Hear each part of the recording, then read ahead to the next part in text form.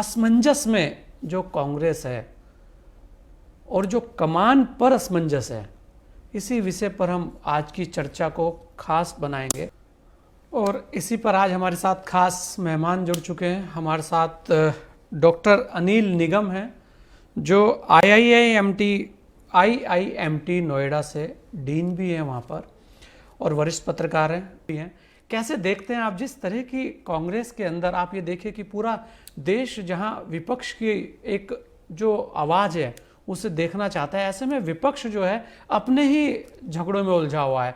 और विपक्ष के अंदर भी, क्योंकि कांग्रेस सबसे पुरानी पार्टी है डॉक्टर साहब, और ऐसे में उसके यहाँ पर ही खुद कमान को लेके एक असमंजस बना हुआ है। लगातार देखिए पत्थरबाजी हो रही है, और युवा और जो वरिष्ठता, उसमें एक इतना बड़ा द्वंद्व चल रहा है कि आए दिन कुछ ना कुछ नया ऐसा हो जा रहा है कि जो लड़ाई उन्हें बाहर लोगों के लिए लड़नी चाहिए, विपक्ष की भूमिका वो बनानी चाहिए, वो कहीं दिख नहीं रही है। कैसे देखते हैं आप इन सब चीजों को? जी देखिए, सबसे बड़ी बात यह है कि 2019 में जब लोकसभा चुनाव हुआ, उसके बाद राहुल गांधी ने जिम्मेदारी अपनी स्वीकार की, और चूंकि बुरी तरीके से पार्टी की शिकस्त हुई लोकसभा चुनाव में, तो उसके बाद उन्होंने जिम्मेदारी लेते हुए अपने अध्यक्ष पद से इस्तीफा दे दिया।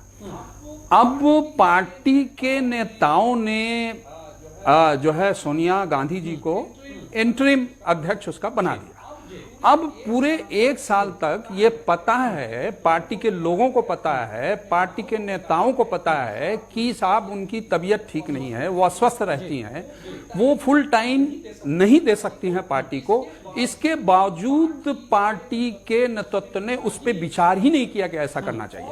और 2019 से लेकर अब तक, खासतौर से कोरोना काल के दौरान, ऐसे मुद्दे आए जिन मुद्दों में विपक्ष को बहुत सशक्त भूमिका निभाने की जरूरत थी। ऐसी स्थिति में जो राहुल गांधी की बयानबाजी है, चाहे वो चाइना को लेकर हो, कोरोना काल को लेकर के हो, मजदूरों को लेकर के हो, जिस तरीके की बयानबाजी रही वो बड़ी ही आश्चर्यजनक है। और ऐसा ये जो 23 नेताओं ने पार्टी के ही अंदर से आवाज उठाई और एक चिट्ठी लिखी, और फिर अचानक कहा गया साहब, वो मतलब कपिल सिब्बल जैसे डेडिकेटेड पार्टी के नेता ने जो है ट्वीट करना पड़ा। और ये राहुल गांधी ने जब ये रिएक्ट किया कि भाई ये भाजपा से मिल करके या उनकी साजिश पे ऐसा किया जा रहा है, और फिर उन्होंने उसको डिलीट किया ये कह के कि नहीं, राहुल गांधी ने ऐसा नहीं कहा। आप ध्यान कीजिए कि 2013 में भी एक ऐसी घटना हुई थी, जब जो है एमपी और एमएलएज के जो वो एक प्रोटेक्शन वो था क्या अपराध के प्रोटेक्शन का एक ऑर्डिनेंस आया था, याद होगा आपको। उसको लेकर के एक जो प्रेस कॉन्फ्रेंस हुई थी, जो पार्टी के नेता अजय माकन कर रहे थे, वहां पर बाकायदे राहुल गांधी पहुंचते हैं प्रेस क्लब ऑफ इंडिया में, और ऑर्डिनेंस की जो है कॉपी को फाड़ के फेंक देते हैं। कहने का मतलब यह है कि जो उनका स्टाइल है, उनकी जो समझ है, इतने वरिष्ठ नेताओं के बीच में एक देश के प्रधानमंत्री के मतलब निर्णय को एक तरीके से चुनौती देना है, अपमानित करना है। और फिर उन्होंने कहा कि नहीं, मेरी ऐसी कोई मंशा नहीं थी, प्रधानमंत्री को इंसल्ट करना मेरी कोई मंशा नहीं थी। इससे जाहिर होता है कि जो राहुल गांधी है, राहुल गांधी में कहीं ना कहीं उस परिपक्वता की, राजनीति की समझ की कहीं ना कहीं कमी है, जिसकी वजह से यह सवाल फिर से उठा है।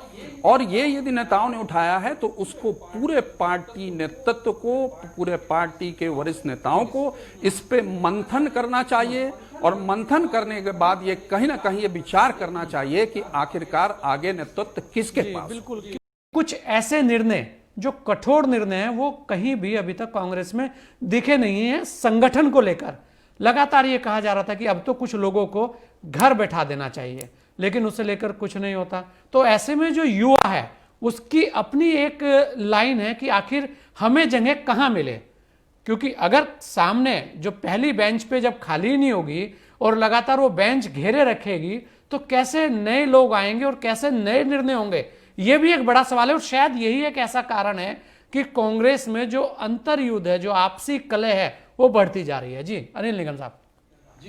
जी देखिए, आपने देखा होगा कि भाजपा ने एक बहुत अच्छी कल्चर डेवलप की कि एक सीमा तय कर दी कि इसके बाद साहब अब आपको रिटायरमेंट लेना है, एक्टिव पॉलिटिक्स में नहीं रहना है। आपको कुछ ऐसे कुछ पद हैं, जैसे राज्यपाल का पद है, जो बहुत वरिष्ठ लोग हैं, जिनके ज्ञान की जरूरत है, जिनके कहना चाहिए कि अनुभव की जरूरत है, वो पार्टी लेती है। लेकिन एक पर्टिकुलर टाइम के बाद उसको कहा गया कि साहब अब आपकी इतनी 70 साल या 72 साल उम्र हो गई, अब आप जो है रिटायरमेंट एक्टिव पॉलिटिक्स से ले लीजिए, नए लोगों को मौका दीजिए, आने दीजिए और उनको राजनीति में जो है अपनी भूमिका निभाने दीजिए। अब देखिए, कांग्रेस बेसिकली एक आंदोलन था, ये एक पार्टी नहीं थी। आजादी के बाद एक राजनीतिक पार्टी के तौर पे उसने अपनी भूमिका निभाई और बहुत अच्छा इतिहास रहा उसका, अच्छे नेता भी दिए। ये अलग बात है कि बाद में कई ऐसी बुराइयां भी आई उस पार्टी में, भ्रष्टाचार के मुद्दे आए। यही कारण है कि 1974 में जो है जेपी ने जो आंदोलन किया, उसके बाद फिर परिवर्तन भी आया, है ना, देश में इमरजेंसी लागू हुई, फिर परिवर्तन हुआ, तो बहुत सारी ऐसी चीजें चली कांग्रेस में। लेकिन फिर भी कांग्रेस की इतनी बुरी हालत कभी नहीं हुई जितनी पिछले 2 चुनावों के दौरान हुई है। हम लोगों ने देखा कि किस तरीके से पार्टी लगातार घटती रही, लगातार नीचे जाती रही। मैं खाली लोकसभा की बात करूंगा कि यदि हम 2019 का चुनाव देखें, हम अर्धशतक पे जाके मतलब सीटों के मामले में लिमिटेड हो गए। तो ये कहीं ना कहीं जो पार्टी की गतिविधियां हैं, जो पार्टी में मठाधीशों का कब्जा है, जो लोग नहीं चाहते कि ऐसे लोग आएं, या चाटुकारों की एक टोली है जो चाहती है कि बस ये 3 नाम है, जैसा कि अभी देवेंद्र भसीन जी ने भी नाम लिया कि ये 3 नाम है साहब, सोनिया जी, राहुल जी और प्रियंका वाड्रा जी। ठीक है, मैं पार्टी का, देखिए, नेहरू गांधी परिवार से किसी को दिक्कत नहीं हो सकती, उनका कंट्रीब्यूशन रहा, पार्टी में भी उनकी भूमिका रहनी चाहिए, कोई दिक्कत नहीं है। लेकिन एटलीस्ट यदि वो सही नेतृत्व पार्टी को नहीं प्रदान कर सकते हैं, तो क्यों ना ऐसे युवा नेताओं को, क्यों ना ऐसे नेताओं को आगे लाया जाना चाहिए, ताकि देश को एक सशक्त विपक्ष मिल सके। आज इसमें कोई शक नहीं है, ये पार्टी के नेता भी एक्सेप्ट करते हैं कि जो है सशक्त विपक्ष नहीं है लोकसभा में, राज्यसभा में। उसका कारण यही है क्योंकि हम मुद्दों को उठाते तो हैं लेकिन किसी अंजाम तक नहीं पहुंचा पाते। तो अंजाम तक क्यों नहीं पहुंचा पाते? कहीं ना कहीं हम अंदर ही अंदर उलझे हुए हैं। कहीं ना कहीं हमें लगता है कि नहीं, मेरी दुकान सुरक्षित है, यदि ये सोनिया जी रहेंगी तो मेरी दुकान सुरक्षित है, राहुल जी आएंगे तो राहुल जी के खुल करके राजनीति करने का मौका नहीं मिलेगा, या प्रियंका जी चाहती हैं कि उनका भाई बना रहे। तो इस तरह के बहुत सारे सवाल हैं।